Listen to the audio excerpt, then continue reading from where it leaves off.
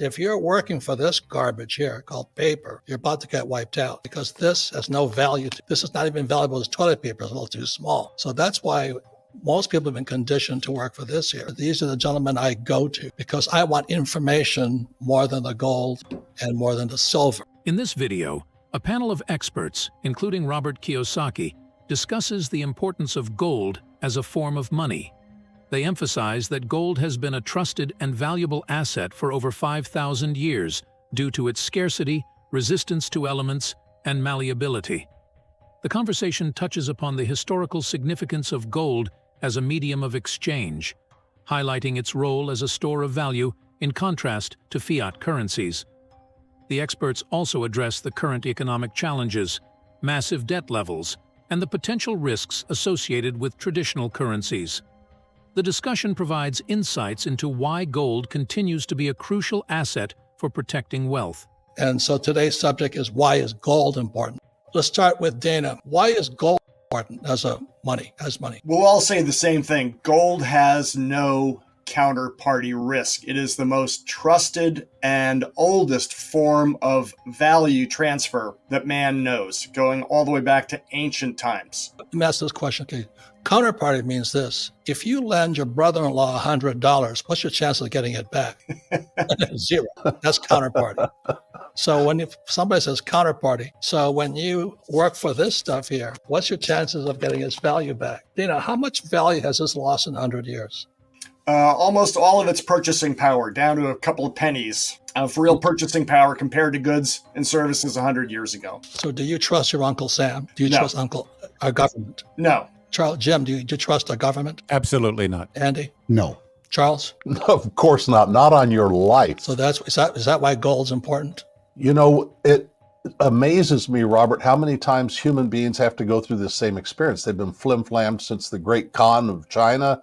They've been flim-flammed in Greece. They've been flim-flammed all over the years for thousands of years by these fake money schemes, lead money, worthless money, wooden money, bark money, paper money, digital money. They've been flim-flammed by them all the time. And of course, when the game is up eventually, when people wake up, when they start thinking, oh, this is trash and this is real, this is fake and this is real. When they wake up, they revert to gold and silver. And that's about where we are now. We've got a lot of awakening to do, but the game for this fraudulent currency is over. Jim, I'm asking a tougher question. We all, most of us agree that gold's been money for 5,000 years. How did the old guys know it was money? When I first got in the business, I heard the definition of money is very simple. Something of value that is used as a medium of exchange. And they figured that out 5,000 years ago, and it carried on that gold is very rare. It has a lot of uses. But how did they figure that out? Fungible. Jim, this is my question. Well, I think they figured it out. As they said, well, there's plenty of rocks out there, so we're not going to use rocks as money. There's, plenty of other elements out there that is plentiful. Gold was something very hard to find. It has a lot of uses. Jim. I've climbed those rocks. I remember I was up in the mountains of Peru, and there was little holes going up a mountainside. And I stood there going, what's that? The guy says, that's the vein. And these were the Inca or in Peru. How did they know? Dana, how did they know it was gold? How did they know it was valuable? Well, first of all, gold is scarce. It's impervious, so it won't react to elements. It'll survive. And it's malleable, so they could make it into something that is useful in coins. So those are the three attributes: scarcity, impervious to the elements, and malleability. That's what made gold the leading choice for currency at man's early existence of real trading currency. But you made a point several times in face-to-face conversations, Robert, that gold is God's money. And we find that in scripture, and silver as well. And who's going to argue that, taking scripture back thousands of years too, that it's all right there. That was always the real money. Yeah. But Jim, my friends still argue. They'd rather have toilet. Well, let them have it, and we'll have all the rest of the gold. How would that be? In fact, I like seeing a drop in the price of gold, acquire more. And when people panic about getting gold at $2,000 an ounce, it drops down to $1,800 or $1,900. Just get more, because they're printing paper faster than they're minting gold. Jim, Or I mining have bad gold. news. Somebody who can't afford 2,000 can't afford 1,800 either. That's right. Andy, what do you think? Why is gold important? Well, look at the most well-funded and, more importantly, well-informed traders on the planet. We may have lots of nasty things to say about the central bankers, but the central banks of the world, which I would tell you are the most sophisticated and well-informed traders on the planet, over the past 2 years have bought more gold than at any time in the history of central banking. And I think that says a lot. Not only did they reclassify it Tier 1 and go on a great repatriation spree of bringing back gold from the New York Federal Reserve and the Bank of England, where they're typically held for trading purposes, but they're buying it at levels the world has never seen. And so to me, when the people who understand the playbook, who know where things are supposed to be going, go on that big of a buying spree, it's something that should not be overlooked. That's today, right? That's today. That's correct. But it's been the same forever. So what goes around comes around, I guess. I just want to be clear. I'm not talking about 1,000 years ago. Yep, that's It's today. still sought today. Can I just say one quick thing? Because we've said the word trillion a lot. I want people to understand, keep it simple. A trillion seconds ago was 31,688 years ago. Let's put context in just how big these problems are. You're talking Neanderthals stalking the plains of Europe a trillion seconds ago, and we have a almost $34 trillion debt and 130 trillion in unfunded liabilities, Medicare, Medicaid, Social Security, government, military pensions. That's why you need to look at gold and silver. This is a big hole we're trying to dig out of. Charles, can Biden and Powell and Yellen, can they stop the debt from piling up? They not only can they not stop it, they don't even want to. As you called them, I think the Three Stooges. They are out of control. You've got to understand that nothing will restrain them from the destruction of the U.S. economy. Like Andy, I love the idea, the ideal of America, but nothing will restrain these people from destroying the reality of our country and destroying our liberties and prosperity down the road. I think the whole thing about owning gold is that you want to have it near you. You don't want to put any distance between you and your gold. So we recommend that you have a safe place to put it when you get it and take it there. We don't want to know where it is. Would you keep it at your house? Maybe. No.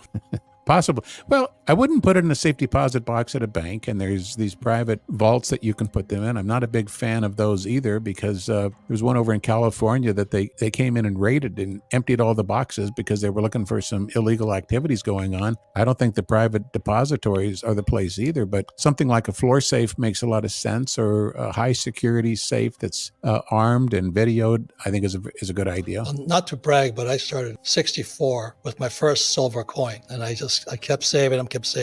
I'd go and caddy, get $1 for 9 holes, and I exchange it to quarters, dimes, and nickels, or quarters and dimes. And today I own gold mines. So I can't keep my gold mine in my floor safe anymore. But the point here is this: once you understand it, that's why I have these 4 guys. I buy from them, but I buy from them because gold and silver is the same, hopefully, but I buy for the information. So Dana, final question is this: what's the chances of confiscation of gold they did in 1933?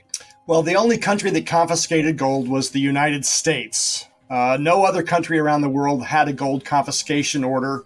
The chances of that repeating itself, I think, are fairly low, because back then 100% of the public could own gold in the form of a vintage coin that was currency and money at the time. And there's a distinction between the two. And the government wanted to print more currency than they had money. So they did that. Now, today, maybe 5 to 10% of the public owns gold. All the major countries around the world are in the process of producing and selling gold bullion coins: United States, Austria, China, Australia, Canada. And I think, with the small percentage of people that actually own gold and it's not a trading currency anymore, I think the chances of confiscation are pretty slim, to be honest with you. Andy, what happened when Roosevelt did that in 1933? It was a lot of repercussions. He immediately devalued the dollar by 40%, so making gold worth that much more. And I agree with Dana. Everything he said. The only thing I don't agree with, I think 5 or 10% would be a lot. I know Rick Rule says he thinks less than 0.5% own any gold and silver. I think the way that they would do it, if they wanted to confiscate gold, would be to take the ETFs like GLD and SLV. And the funny thing about it is that SLV, the big ETF that is supposedly the first or second largest stockpile of silver in the world, it's held by JP Morgan. Talk about Fox guarding the hen house. They paid a $920 million fine for suppressing the metals market. and they're allowed to control the world's largest silver trust. And HSBC Bank, maybe paid more fines than any commercial bank on the planet, is the custodian of GLD. So if they really wanted to confiscate metal, they could come in on a Friday night, they could nationalize the ETFs, be sitting on this huge stockpile of gold and silver, and look at the world in the face and say, what? We didn't do what he did, what Roosevelt did in 33. We didn't take your gold. In fact, you can still go buy gold from Dana or from Andy or from these guys here who hey, go for it. We're not making it illegal, but I think that the unintended consequences of confiscating gold when you still pretend to be the world reserve currency in the center of free trade would be catastrophic. So I agree with Dana. I don't think it will happen this time around because not enough people own it. Jim, what do you think? What's the possibilities of confiscation? Well, in 2014, they talked about confiscating the retirement plans, which a lot of them have gold in it,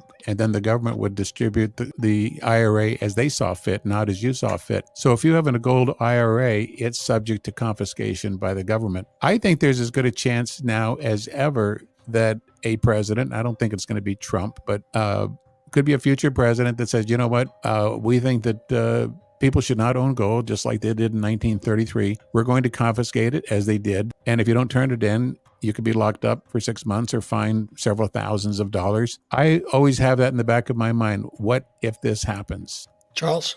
When they confiscated the gold in the 30s, the point really wasn't to take the gold. Of course, they were thieves. Of course, they wanted to take the gold. The point was to devalue the dollar. They were, as long as the dollar was tied to gold, they couldn't devalue the dollar. They wanted to tank the value of the dollar, which they did by delinking it to gold.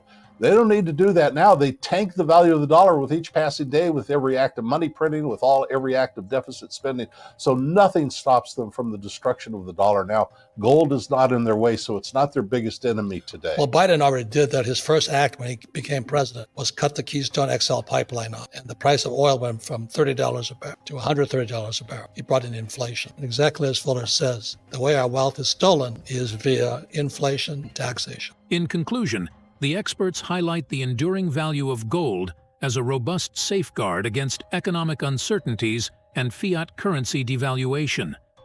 Drawing on historical context and seasoned insights, they emphasize the vital role of gold in a diversified wealth preservation strategy. In the face of unprecedented economic challenges, this conversation prompts viewers to reflect on gold's significance in securing financial stability and mitigating risks in the current monetary landscape. To stay informed and prepared for the challenges ahead, consider subscribing for more valuable insights from Robert Kiyosaki as the situation unfolds. Stay informed, stay prepared.